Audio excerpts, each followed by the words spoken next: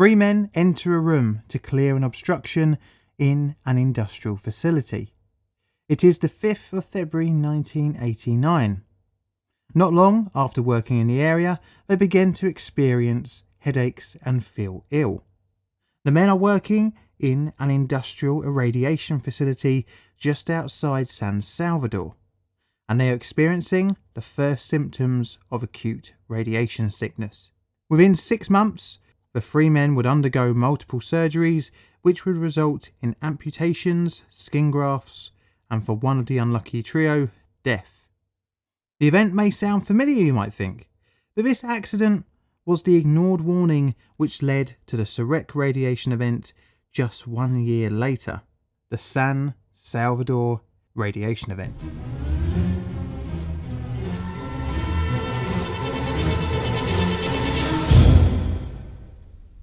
Irradiation facilities are an important tool for the sterilisation of a multitude of different products, including the food and medical industries. And today's story will be talking about the latter. You see, most countries have some sort of radiation facilities, be it commercially or government owned, and El Salvador was no different. One such facility was built in 1974, being commissioned in 1975, based near the country's capital city, San Salvador. It was commissioned and owned by a Mexican, Salvadorian, Costa Rican consortium. The facility housed a model JS6300 gamma sterilizer, designed, built and supplied by Atomic Energy of Canada Limited. And those of you who have been taking notes during my videos will know that this company has come up a few times before. As part of the installation process, 3 staff were trained by the Canadian company in how to properly operate the machine. This model of a radiation device makes use of a rack for multiple pencils, of which contain radioactive source elements, in this case the gamma ray emitting cobalt-60. At the time of installation, the total reactivity was 4 petabecquerels, but this reduces over time, necessitating semi-regular replacement to ensure reasonable irradiation times. This is held in place by a hoist and guide cables. When not being used for irradiation duties, the rack is lowered into a water pool for shielding by a pneumatic hoist working the hoist cable.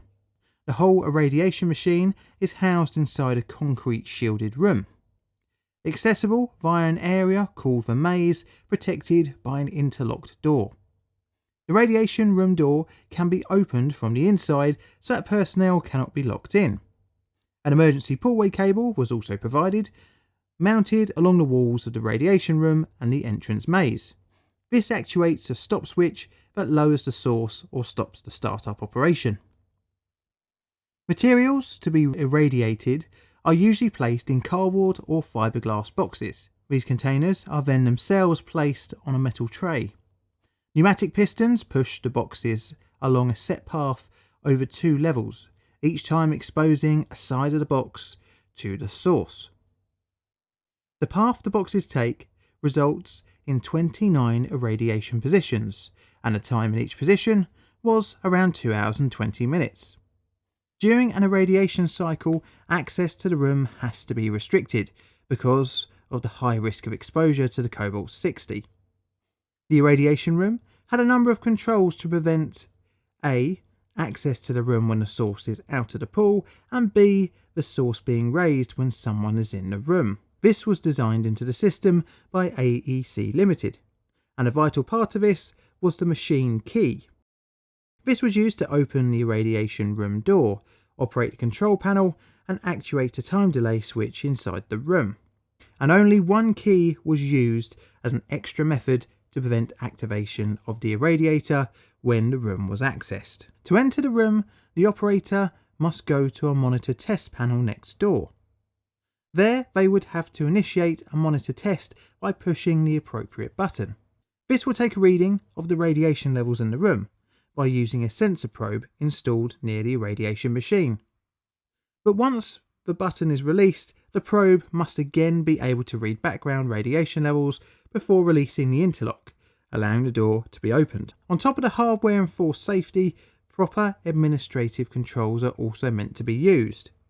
This also ties back to the important machine key, and on this key a radiation monitor is meant to be attached.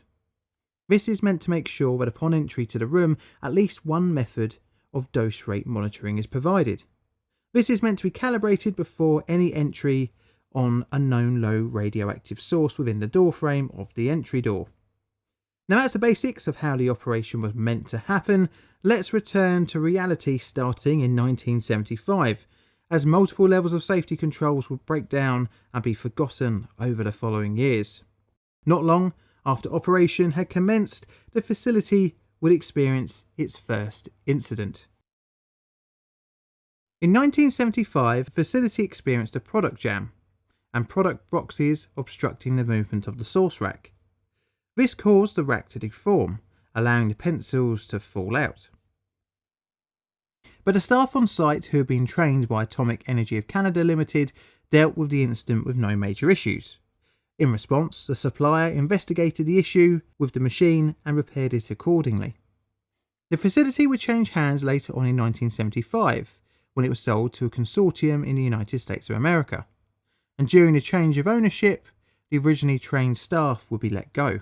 This resulted in new staff being trained verbally and not from the original equipment supplier. The facility, like many other establishments in the country at the time, would fall victim to the El Salvador Civil War.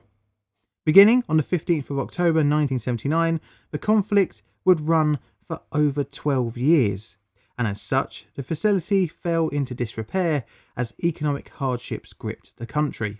Because it was feared the facility may become a target in the Civil War, nothing on site was written down, and even the location of the plant was not made public knowledge. The owners were fearful of allowing officials from the government on site, and any new employees were told as little as possible, including the dangers of the materials used by the machinery. The source needed to be replenished by the beginning of the 1980s. This was due to the natural decay of the cobalt-60, but costs meant it was left as it was. Eventually in 1981, the owner of the plant reached an agreement with the supplier for replenishment of the source.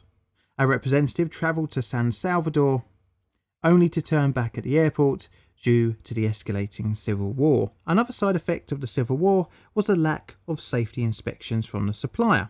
All of this led to a gradual misunderstanding of the equipment's safety features, as staff trained new staff verbally, resulting in variations way beyond what the original supplier would have given.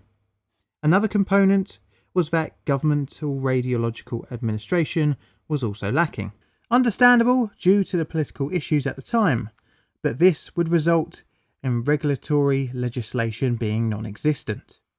The situation wouldn't get much better throughout the 1980s, with the facility making do amending the machinery, including modifications that the manufacturer would never have approved of. The lack of maintenance resulted in the vital monitor probe failing. In order to keep using the irradiator, it was removed, but you might wonder how the operators would gain access to the irradiation room. Well, a neat little trick was discovered. Access could be gained to the room by depressing the monitor switch and repeatedly cycling the buttons on the panel of the radiation monitor. This method became the usual procedure gaining access to the radiation room, even when the rack was in a deadly up position.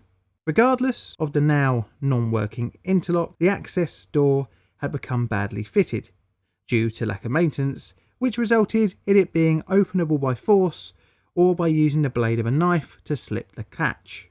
And this leads us to February 1989 and a series of events that would lead to an exposed source not being discovered for 6 days.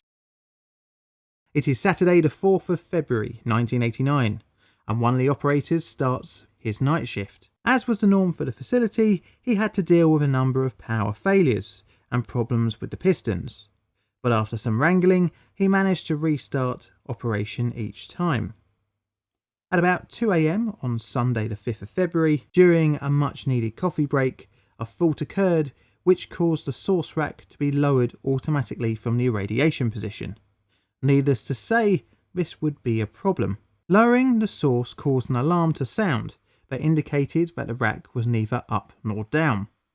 The operator, returning from his break, heard the alarm and promptly went to the control panel to try and perform the reset procedure, but this failed.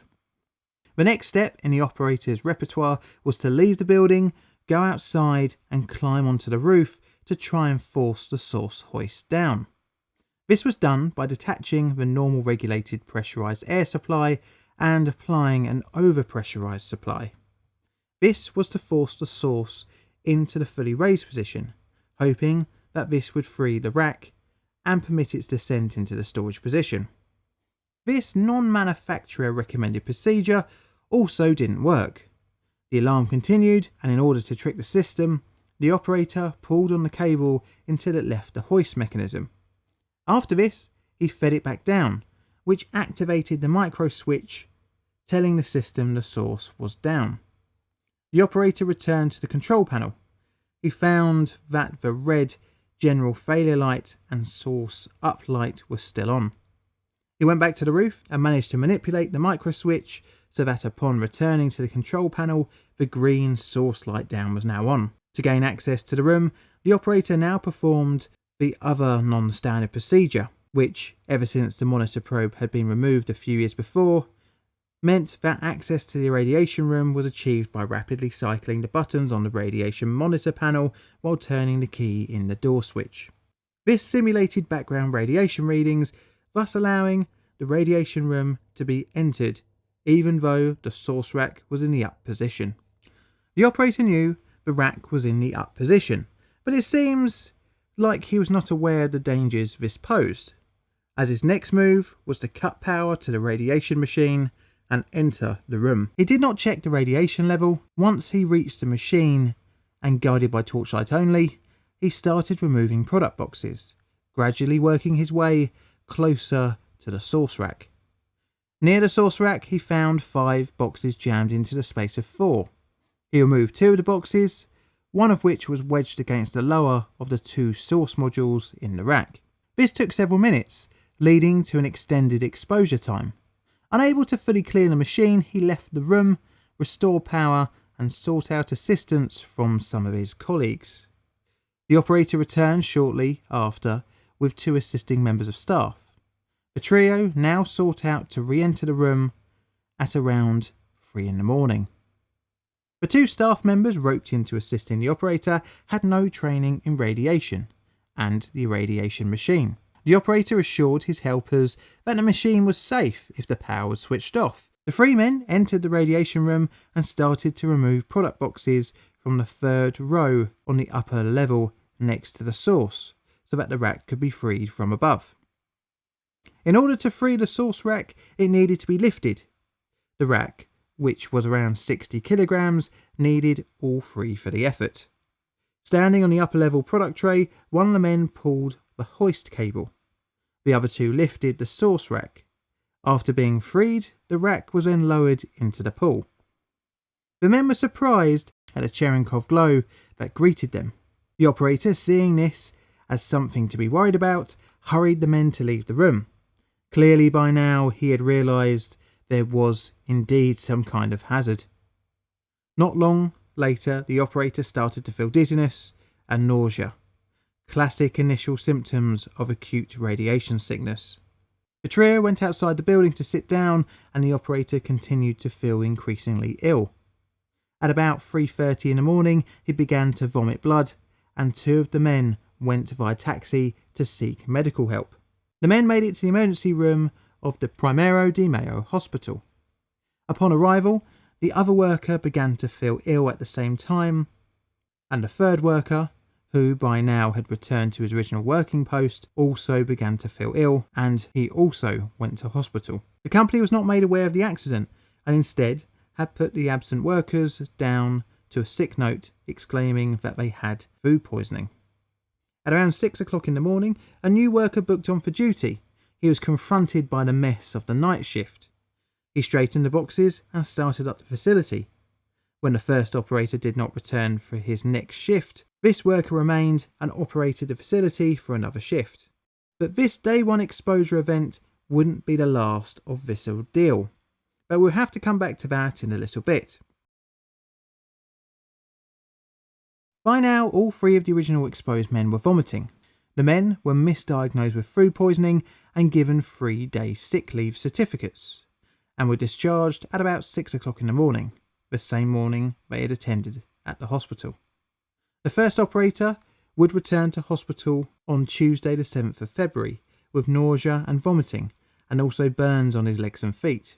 After he explained to the doctors of the events of the Sunday, he was diagnosed with radiation burns from acute exposure to cobalt. His symptoms were treated, but his condition continued to worsen. The decision was made to transport the patient to another hospital for more specialised treatment. He arrived at the Angeles del Pedrego Hospital in Mexico City on day 24 post-exposure, Tuesday the 28th of February. He had lost 20% of his body weight, but would make gradual improvements over the next 100 or so days. The amputation of his left leg looked likely, as well as a high probability of him developing leukemia. By day 173, Thursday the 27th of July, his condition was considered to have improved enough for him to be returned back to San Salvador. But his condition would continue to deteriorate.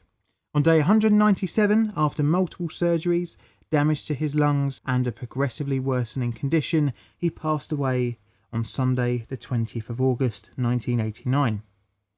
The other two exposed workers would fare a bit better due to them only being in the radiation room once. The second patient, who went to the hospital with the operator, returned to work 4 days post-exposure but was sent home due to his poor health. He again returned to work on day 9 post-exposure, Monday the 13th of February, but was unable to lift heavy objects. With discomfort in his feet, he returned to hospital where he was then admitted for radiation exposure. Like the operator, he was too sent to Mexico City for treatment, where he would have his left leg amputated due to necrosis. He returned to San Salvador on day 173, where he would then have his right leg amputated. But luckily for him, from there his condition improved. The third victim was the least exposed of the three. He was too transferred to Mexico City, but spent less time there receiving treatment for ARS. Upon returning to San Salvador, he would remain off work sick until day 199 post-exposure, or Tuesday the 22nd of August 1989. The operator's mean body dose was 8.1 Gray. For reference, 5 Gray as a whole body dose can be lethal, and he had more than that, with his torso receiving an estimated 10. The other two men received 3.7 and 2.9 Gray respectively. Back to the aftermath of the exposure after the first operator never returned to work on Monday evening. Well, the company just kind of carried on as normal. What the operators didn't know was that the source rack had been bent, and it was only a matter of time until another incident, which would come on the Wednesday after the initial incident, where the rack became jammed again. But this time, it was released by the overpressure trick. Thursday the 9th, day 5 after initial exposure, some of the source pencils escaped the rack and fell into the pool and the irradiation room. This was discovered on Friday, day 6 post-exposure, after quality assurance discovered the products had been irradiated less than normal. 4 workers would enter the room after checking the dose rate on a beeper-style detector just outside the door, which was essentially a pointless endeavour, as the dose rate outside the room would have been 30 times lower than inside. Upon entering, they were exposed to one of the pencils, which had escaped the rack, but their exposure was low, ranging from 0.22 to 0.09 Gray. But this could have been far worse if more pencils had escaped. This now left a massive headache for the owners. How to make the irradiation equipment safe and secure. This forced management to finally request the supplier's assistance. 2 experts from the supplier arrived at the plant on day 9, Monday the 13th of February. They succeeded in determining, by means of a remote television camera and an ion chamber device sent into the radiation room attached to a product carrier, that there was an active source pencil on the upper level.